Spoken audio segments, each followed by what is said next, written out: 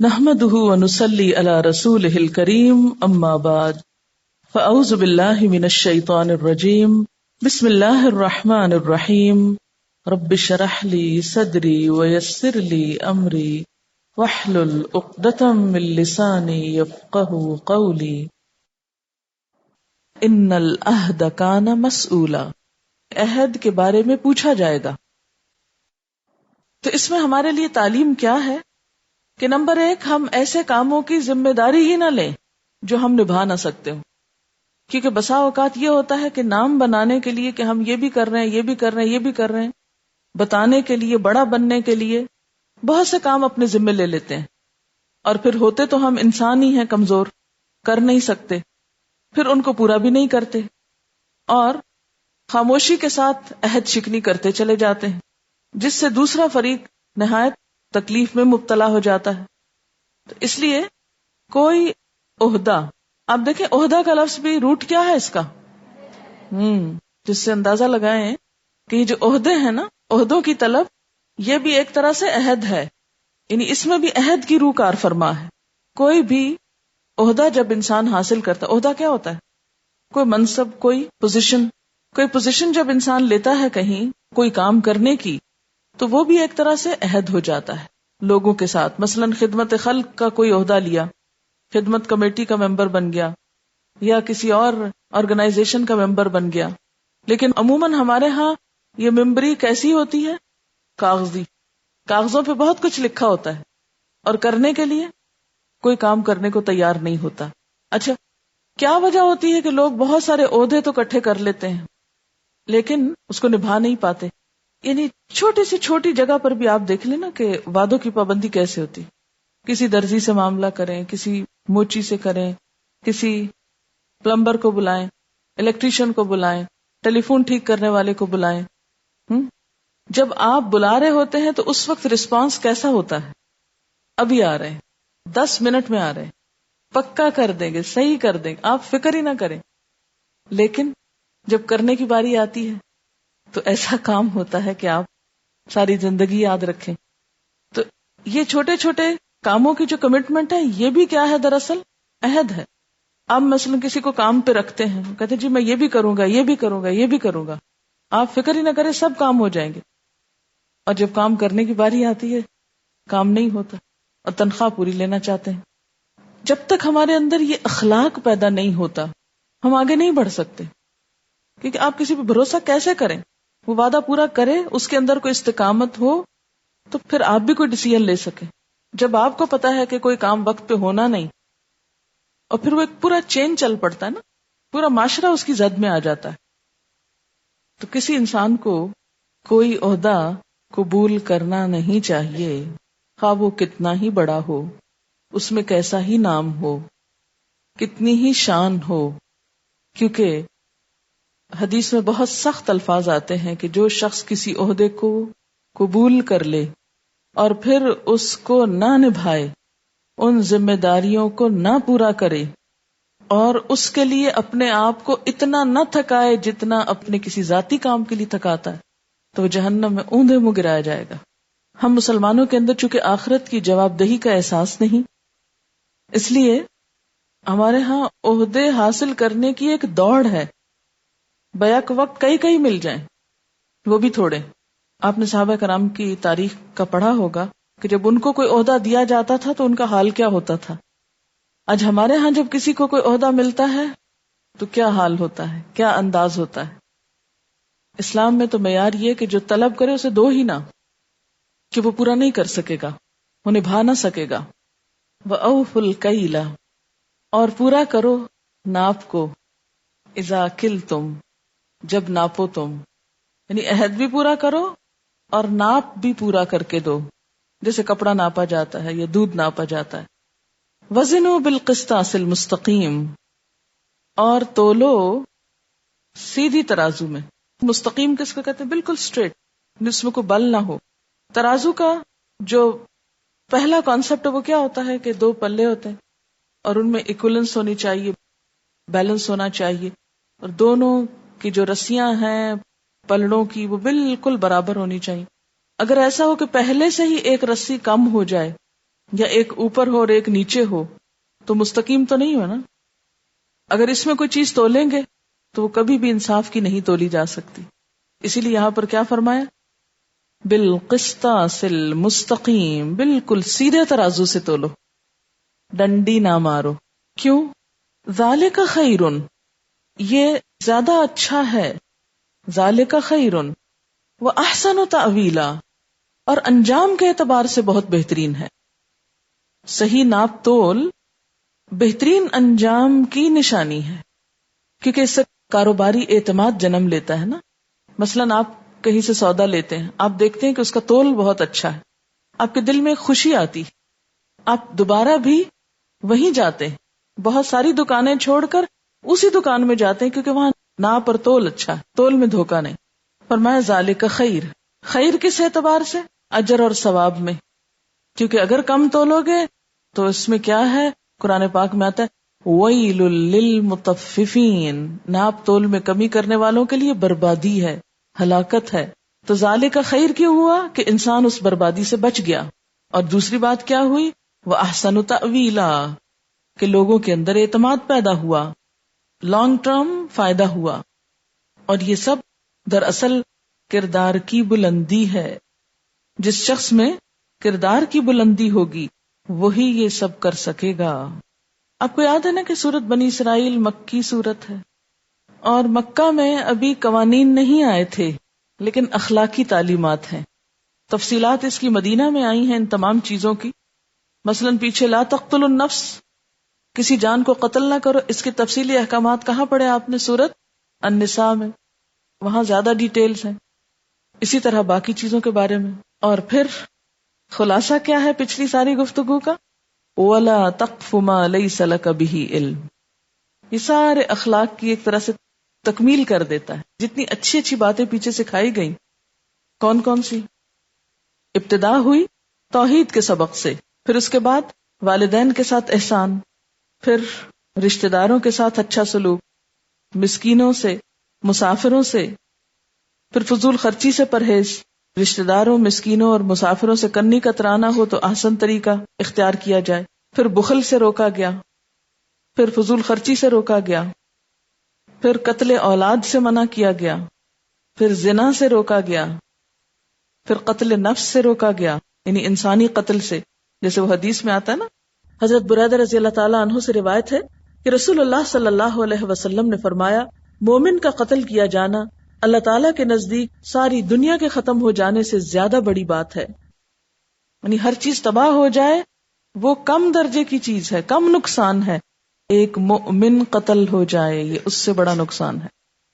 اور یہ ایک حقیقت ہے، کیونکہ انسان تو واپس نہیں آتے، چیزیں تو پھر بن جاتی ہیں. پھر اس کے بعد مال یتیم کے قریب نہ جاؤ، پھر وعدہ پورا کرو، پھر ناپ اور تول پورا کرو. یہ ساری اچھی اچھی اخلاقی تعلیمات تھی.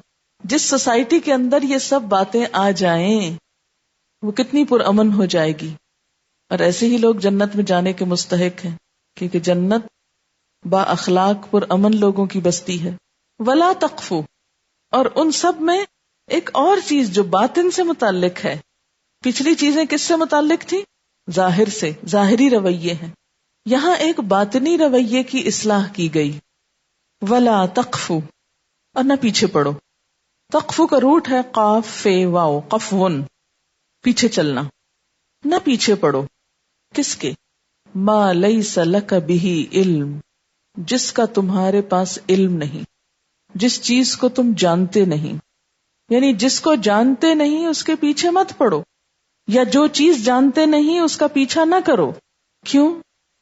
اس لیے کہ ان السمع والبصر والفؤاد، کان، آنکھ، دل، کل اولئک، یہ سب کے سب، کان عنہ مسئولا، ان کے بارے میں سوال کیا جانے والا ہے. یہ سب پوچھے جانے والے ہیں، ان کا بھی حساب ہونا ہے. یہ نعمتیں اللہ نے بطور امانت دی ہیں، ان کو بے جا استعمال مت کرو، ان کو ضائع نہ کرو. قتادہ نے کہا، قتادہ مفسر ہیں، کہ میں نے دیکھا مت کہو جب تک تم نے دیکھا نہ ہو. میں نے دیکھا مت کہو جب تک کہ تم نے دیکھا نہ ہو. میں نے سنا مت کہو جب تک کہ تم نے سنا نہ ہو، میں نے جانا مت کہو جب تک کہ تم نے جانا نہ ہو. اس کی عربی ہے لا تقل رأیت ولم تر وسمعت ولم تسمع وعلمت ولم تعلم. کتنی لمبی بات کو کتنے چھوٹے الفاظ میں کہہ دیا گیا. تو بات یہ ہے کہ جس چیز کے پیچھے تم پڑو گے اس کے بارے میں تم سے سوال ہوگا. سننے کے پیچھے پڑو گے تو کان سے سوال ہوگا، کیا اس نے سنا تھا؟ یعنی جب یہ کہو گے میں نے سنا اور اس نے سنا ہی نہ ہو. آنکھ سے سوال ہوگا، کیا اس نے دیکھا تھا جو کہا تھا کہ ہاں میں نے دیکھا. جو تم جانتے نہیں اس کے بارے میں مت کہو کہ مجھے پتا ہے. ان اعضاء سے سوال ہوگا، ان کو بولنے کی قوت دی جائے گی. ہماری آنکھیں، کان، دل بول پڑے گا اور گواہی دے گا یا اللہ کوئی نہیں دیکھا تھا، یہ ایسے جھوٹ بولتا تھا. اور پھر جس چیز کا علم نہیں اس پر عمل کیسے ہو سکتا ہے؟ کسی چیز کی جب تک حقیقت ہی نہیں پتا اس پہ رائے کیوں رکھے ہوئے ہو؟ اسی سے تو بدگمانی جنم لیتی ہے. بدگمانی کہاں سے جنم لیتی ہے؟ جب انسان کسی چیز کے بارے میں بغیر جانے ایک رائے رکھ لیتا. کسی کے بارے میں کوئی جھوٹی بات سنی، کوئی غلط بات سنی، اور پھر کیا کیا؟ اس کے پیچھے چل پڑے. نہ تحقیق کی، نہ تصدیق کی، اس کو اپنے دل میں بٹھا لیا اور باقی ساری سوچ اس کے گرد اکٹھی کر لی. جس انسان کو اس بات کا ڈر ہو کہ اللہ کے ہاں ہر بات کی پوچھ ہوگی، میرے منہ سے جو نکلے گا اس کا حساب ہوگا، وہ کوئی بے تحقیق بات اپنی زبان سے نہیں نکال سکتا، کوئی بات بغیر تحقیق کے نہیں کر سکتا، اور نہ ہی آنکھ بند کر کے کسی ایسی چیز کے پیچھے پڑ سکتا ہے.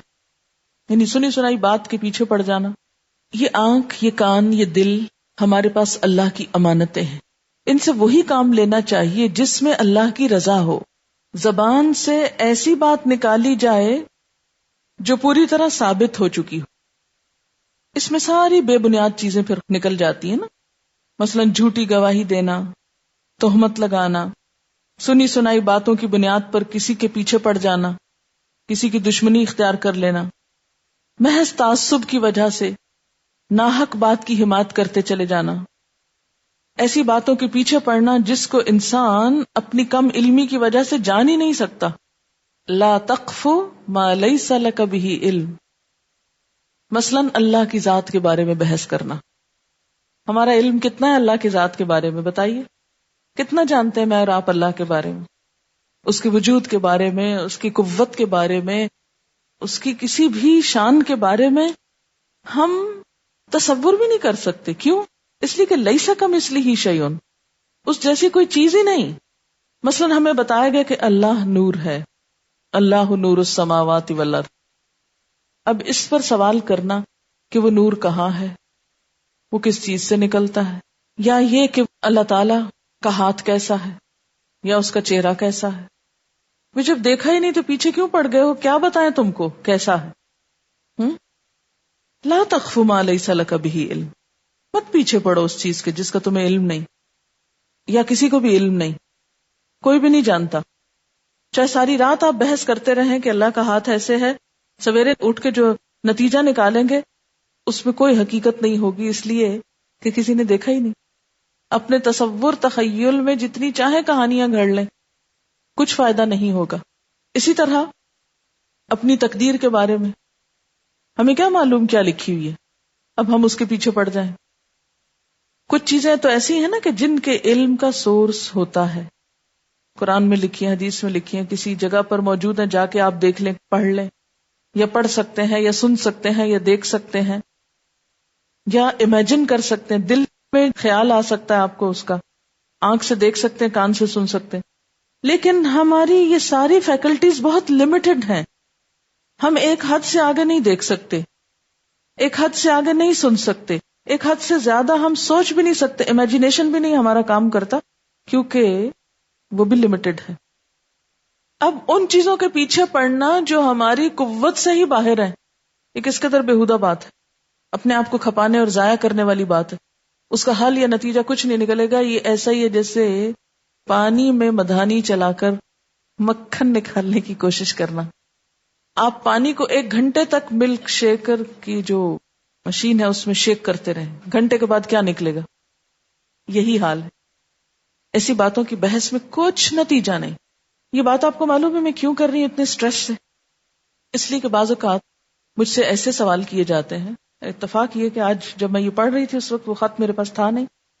ایک خط میرے پاس آیا کچھ دن پہلے، اس میں اللہ تعالیٰ کی ذات کے بارے میں سارے سوال تھے، اور اس قسم کے سوال تھے کہ جن کا کوئی جواب ہے ہی نہیں، کچھ جواب نہیں. تو مجھے تھوڑی سی دیکھ کے پریشانی بھی ہوئی، تھوڑی ہنسی بھی آئی کہ ان سوالوں کا مقصد کیا ہے، ان کا ہمارے عمل سے کیا تعلق ہے. مثلاً اگر ہم کو یہ معلوم بھی ہو جائے کسی طریقے سے کہ اللہ تعالیٰ کا قد اتنا ہے، یا رنگ ایسا ہے، یا ہاتھ ایسا ہے، یا کچھ بھی، تو اس سے ہمارے عمل میں کیا فرق پڑے گا؟ ہمیں ایسا علم دیا ہی نہیں گیا، اس کا کوئی سورس بھی نہیں رکھا گیا، کوئی ذریعہ بھی نہیں رکھا گیا کہ ہم اس کو جان سکے کسی طرح سے. تو قرآن نے کیا کہا؟ لا تقف ما لیس لک بہ علم. ایسی باتوں میں ریسرچ کا بھی کوئی فائدہ نہیں، بلکہ الٹا نقصان ہے. کیوں؟ جتنے فتنے اٹھے وہ ایسی ہی باتوں کی بحثوں میں پڑھ کے اٹھے. اب یہ معراج کا گزرا نا قصہ پیچھے، آپ کو معلوم ہے کہ عباسی خلافت پر جب زوال آیا تھا، ہلاکو خان نے حملہ کیا تھا، تو ان کی مجلسوں میں کیا بحث ہو رہی تھی؟ براق حلال ہے کہ حرام ہے. اب ساری رات بھی بحث کریں، آپ نے براق دیکھا ہی نہیں، آپ اس پہ سوار ہی نہیں ہوئے، آپ اس کی شکل و صورت سے واقف نہیں، آپ کیسے فیصلہ کریں گے وہ حلال ہے یا حرام؟ اس قسم کی بیکار چیزوں کے پیچھے پڑنا، بے معنی بے مقصد چیزوں کے پیچھے اپنی انرجی ضائع کرنا، یہ فتنوں کا دروازہ کھولتا ہے، زوال کا سبب ہے. ترقی یافتہ قومیں ایسی چیزوں کے پیچھے نہیں پڑتی. لا تقف ما لیس لک بہ علم ان السمع. یہ سارے آرگنز جو ہیں ایسے بیکار میں نہیں ملے، ان کو کام کی جگہ استعمال کرو. اسی لیے تو لغو بےہودہ باتیں کرنے سے منع کیا گیا کہ زبان کو کیوں لغو جگہوں پہ استعمال کر رہے ہو، مت ضائع کرو.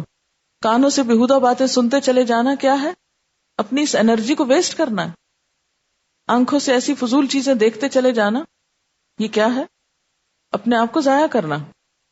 ان السمع والبصر والفؤاد کل اولئک کان عنہ مسئولا. ہر چیز سے پوچھا جانے والا ہے. کہاں لگائی تھی یہ ساری قوتیں؟ اس سے نتیجہ کیا نکلا تھا؟ اس سے فائدہ کیا ہوا تھا؟ کیا تعمیر ہوئی؟ ہمیں یہ سب کچھ اس لیے نہیں ملا کہ ملا ہے تو اب اس کو استعمال کرے. جیسے کسی کے پاس پیسے ہو تو وہ صرف اس لیے خرچ کرتا چلا جائے کہ پیسے ہیں اب جیب میں تو اب کیا کریں، اس کو خرچ نہ کرے تو رکھے رہے، چاہے کچھ بھی لے لیں، چاہے ضرورت نہیں بھی تو بس شوق.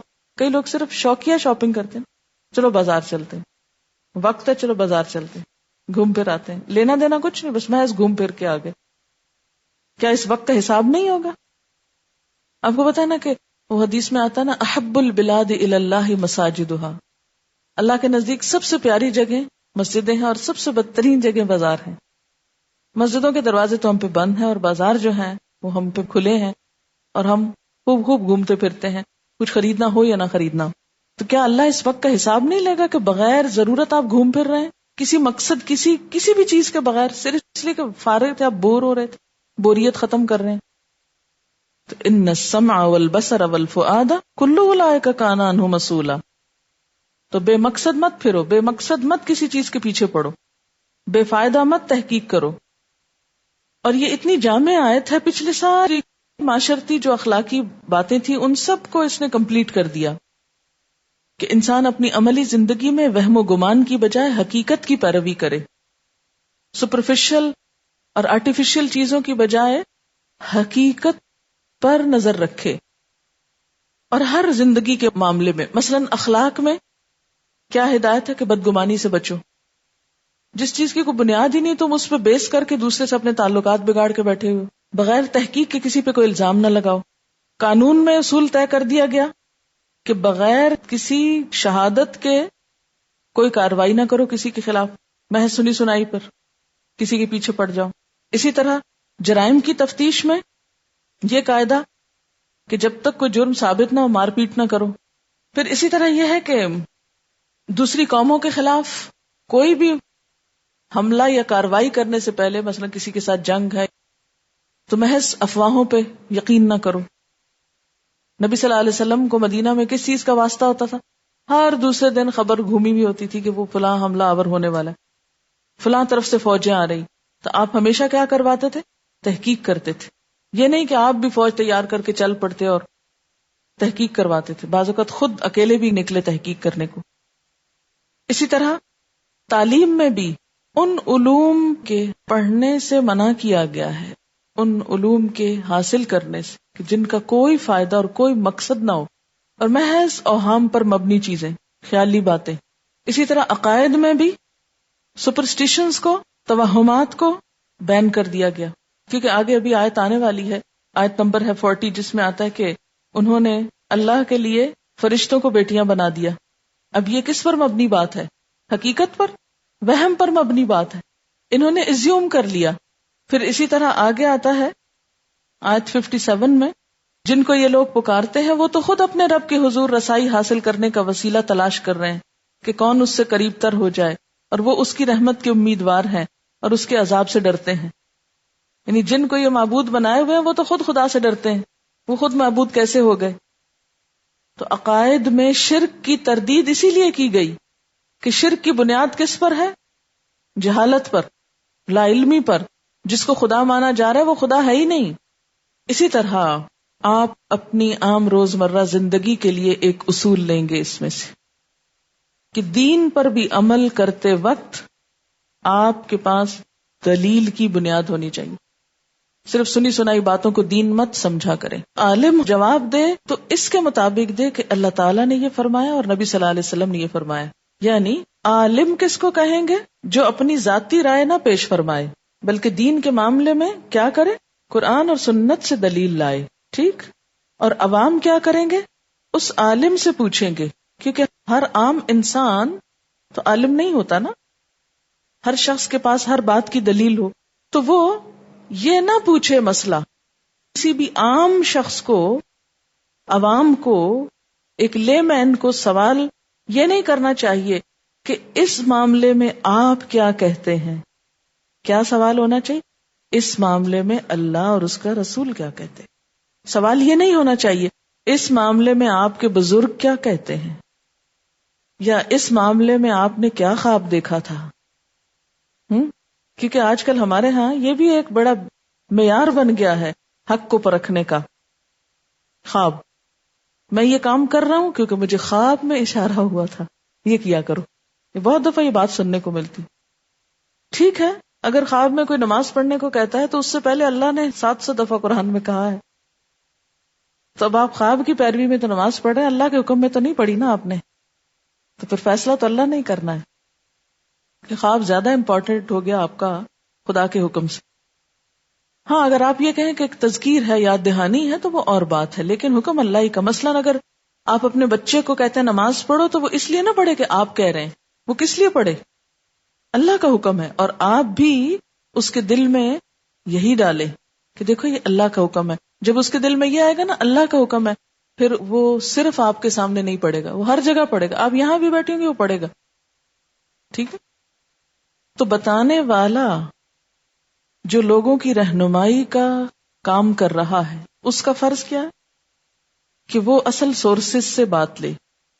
اور عام شخص کیا کرے؟ یہ نہ پوچھے آپ کیا کہتے ہیں یا فلان کیا کہتا ہے، وہ پوچھے اللہ اور رسول صلی اللہ علیہ وسلم کا حکم اس میں کیا ہے.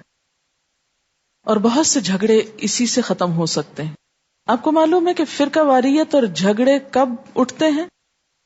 جب مرکز عقیدت تبدیل ہوتے ہیں، عقیدت کے مرکز تبدیل ہوتے ہیں یا مختلف ہوتے ہیں.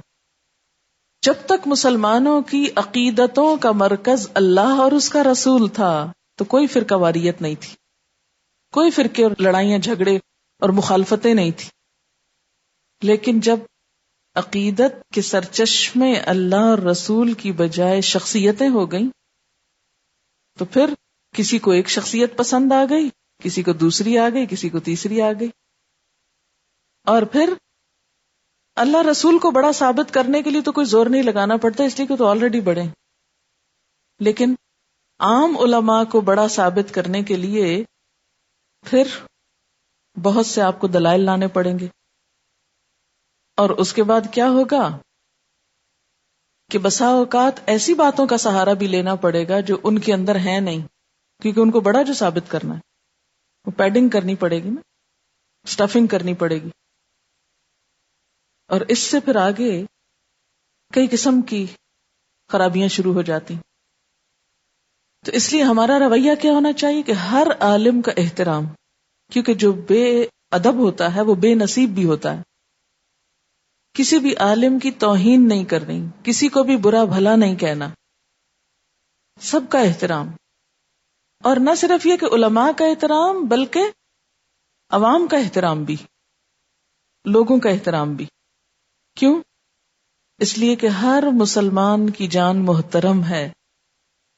آپ صلی اللہ علیہ وسلم نے فرمایا نا کہ جب وہ خطبہ حجۃ الوداع تھا، شاید اس موقع پر، آج کون سا دن ہے حرمت والا، کون سی جگہ ہے حرمت والی، کون سا شہر ہے حرمت والا، کون سا مہینہ ہے، تاریخ، مہینہ، دن، ہر چیز حرمت والی، جگہ، موقع. تو آپ نے فرمایا تمہیں معلوم ہے ایک مسلمان کی جان، مال، عزت اس سے بھی زیادہ حرمت والے ہیں. کسی سے کتنا ہی اختلاف ہو لیکن اس کی بے عزتی کرنا، اس کو برا بھلا کہنا، اس کے ساتھ بد اخلاقی سے پیش آنا، یہ کسی مسلمان کی شان نہیں ہو سکتی. یہ ایمان کے درجے سے گری ہوئی بات ہے کہ اختلاف کے موقع پر انسان بد اخلاق ہو جائے اور تمام احسانات بھلا دے. کسی سے بھی آپ کا بڑے سے بڑا اختلاف ہو سکتا ہے، لیکن صبر و تحمل کے ساتھ. آپ صلی اللہ علیہ وسلم کا اخلاق اپنے مخالفین کے ساتھ کیا تھا؟ اپنے دشمنوں کے ساتھ کیا تھا؟ کیا آپ نے بھی ابو لہب کے گھر میں وہی کچھ پھینکوایا تھا جو وہ پھینکتا تھا؟ ابو جہل کے ساتھ وہی کچھ کیا تھا جب اس نے آپ کی پیٹھ پہ اوجھ رکھ دی تھی؟ نہیں. اسی لیے تو قرآن نے کہا اِنَّكَ لَعَلَىٰ خُلُقٍ عَظِيمٍ، آپ اخلاق کی بلندیوں پہ فائز ہیں. اور یاد رکھیں جو شخص دین کی خدمت کرنا چاہتا ہے اس کو اخلاق نبوی کی پیروی کرنی ہوگی، ورنہ وہ اس کام کو کرنے کے قابل ہی نہیں، کر سکتا ہی نہیں، اس سے ہو سکتا ہی نہیں. پھر اسی طرح آپ دیکھیے کہ آپ صلی اللہ علیہ وسلم نے کیا فرمایا تھا کہ میں کیوں بھیجا گیا ہوں؟ کہ اخلاق حسنہ کی تکمیل کر دوں اور ہم اس میں تخریب کر دیں. ہمارا کام یہی رہ گیا امت ہونے کی حیثیت سے. آج اگر ہمارے اندر تھوڑا سا بھی اخلاق پایا جائے تو ہم اپنے سب مخالفوں کو کم از کم برداشت تو ضرور کر لیں، ان سے مسکرا کے بات تو کر لیں، ان کی سن تو لیں، تھوڑا حوصلہ تو رکھیں. کتنے حوصلے کم ہو گئے نا. اس کی ابتدا کہاں سے ہوتی؟ یہاں سے ہوتی. لا تقف ما لیس لک بہ علم، جس چیز کا علم نہیں اس کے پیچھے ہی مت پڑو. اس کا یہ مطلب نہیں کہ علم حاصل نہ کرو، اس کا مطلب یہ ہے کہ نیگیٹو سینس میں اپنی فیکلٹیز کو ضائع نہ کرو، کیونکہ سب چیزوں کے بارے میں سوال کیا جائے گا، ہر چیز کے بارے میں پوچھا جائے گا. اچھا، یہ اخلاق جب انسان کے اندر آتا ہے نا کہ لایانی چیزوں سے بچنا شروع ہوتا ہے تو اس کی انرجی سیو ہوتی، پھر وہ اس سے تعمیری کام لیتا ہے. کڑھن، جلن اور بدگوئی، بد زبانی، یہ سب چیزیں انسان کے اندر ڈیمیج کر کے رکھ دیتی ہیں نا اس کو. مسکرانے میں 17 مسلز یوز ہوتے ہیں اور غصے میں 47. مسکرانے سے انرجی ملتی ہے، کیونکہ جب آپ مسکراتے ہیں نا تو دوسرا بھی مسکرانے لگتا ہے تو اس کا ریفلیکشن پھر آپ پہ پڑتا ہے نا. اور جب آپ غصہ کرتے ہیں تو نتیجے میں کیا ہوتا ہے؟ وہی چیز آپ کو ملتی ہے، لہٰذا وہ انرجی جو ہے ویسٹ ہوتی، تو نقصان در نقصان ہوتا ہے نا، حاصل کچھ بھی نہیں ہوتا. اور شیطان خوش ہو رہا ہوتا ہے کہ جس آگ سے میں بنا ہوں وہ یہاں لگ گئی ہے، تو لگا دیتا ہے. تو سب سے پہلا اخلاق کیا؟ لا تقف ما لیس لک بہ علم، پیچھے پڑنے کی ضرورت ہی نہیں. پھر اس کے بعد یہ اسی صورت میں آئے گا کہ جب پتا ہو کہ کل اولئک کان عنہ مسئولا، ہر چیز کا حساب ہوگا، ان نعمتوں کا بھی حساب ہوگا، ان کو کس کام لگایا تھا.